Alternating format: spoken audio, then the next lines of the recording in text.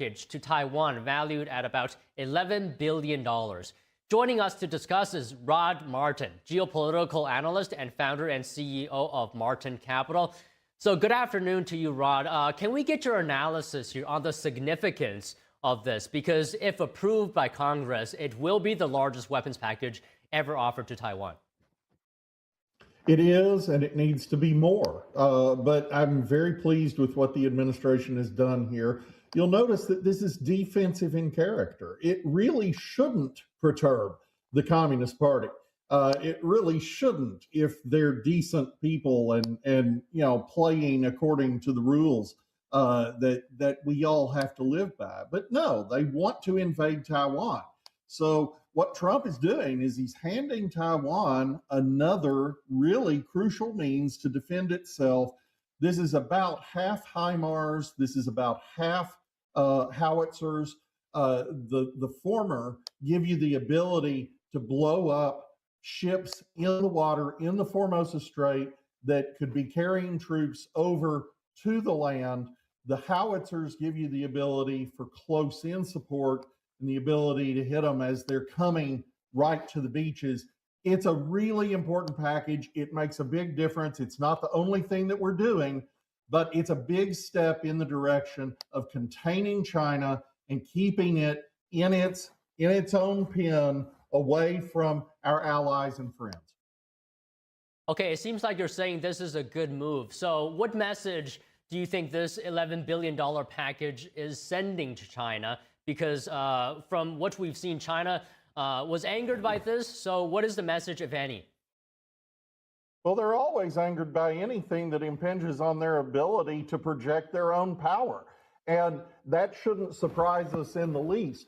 This is a great thing. It's one of many things that needs to happen, but you see it as part of a coherent Trump administration strategy to contain China, and it makes a lot more sense. You see that certainly with the nuclear submarine deal with South Korea that is going to tremendously increase American shipbuilding capacity, primarily in the Philadelphia shipyard.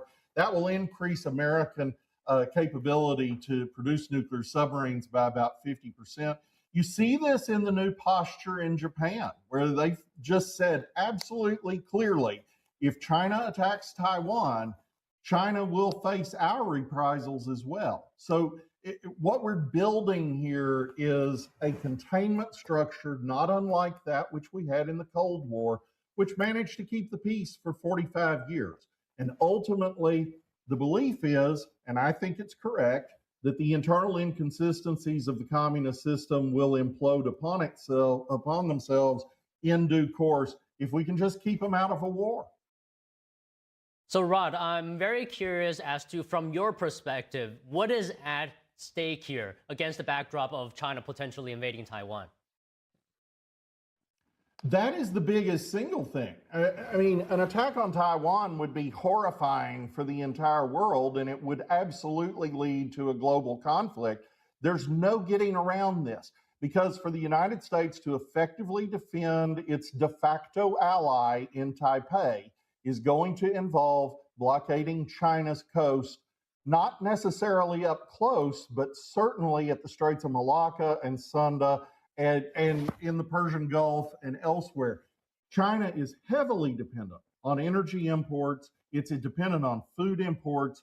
These are things that the U.S. Navy can just shut off. That won't happen without a cost. So in all of these cases, can we beat China? Yeah, I think we can. Do we want to have to try? No, we absolutely don't. And if we make Taiwan harder to attack, we avoid a war. Okay, so I guess this goes in contradiction to what the Chinese Foreign Ministry is saying, because I'll read you a statement here. It said, quote, "This cannot save the doomed fate of Taiwan independence, but will only accelerate military confrontation and war." But what you're saying is this actually reduces the chance of war because it helps Taiwan to defend itself.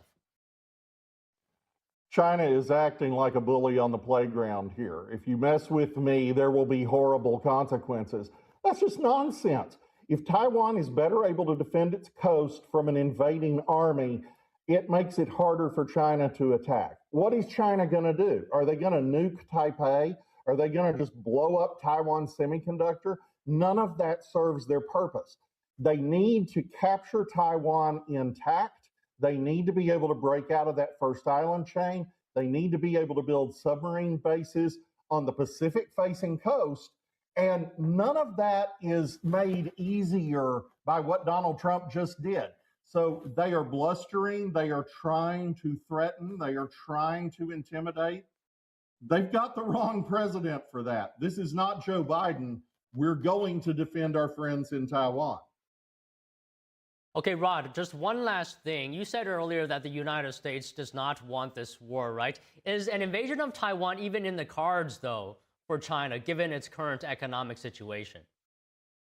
I'm reasonably skeptical, honestly. I know China wishes to. I know the CCP has talked about it a lot. It's interesting that they haven't tried it. And not just haven't tried it in the last year or the last decade, haven't tried it in all of the time since the Red government took over and created the People's Republic. So we're talking about an extremely long period of time that they have not attempted this, and there's a very good reason, called the Seventh Fleet. The United States Navy is in the way. They don't want to challenge it. If they did challenge it, yeah, there's a war game recently that suggests America might lose 4 aircraft carriers. I don't necessarily believe that, but I can tell you this, if we lose 4, we've still got a bunch more. They don't have 4 to lose. So this is just a bad calculus. They need to be able to work out a trade deal with the United States that supports an export-driven economy. That is how they have built their future.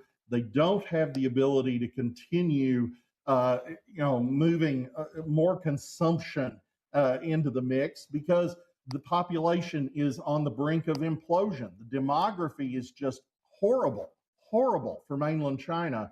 So every day that Donald Trump makes it harder for the Chinese to act on these aggressive threats is a day that their opportunity slips away. And I agree with what you were saying just a moment ago. I think the odds of that threat are actually pretty low anyway. Well, all right, Rod, terrific insight from you today. Thank you so much. Thank you.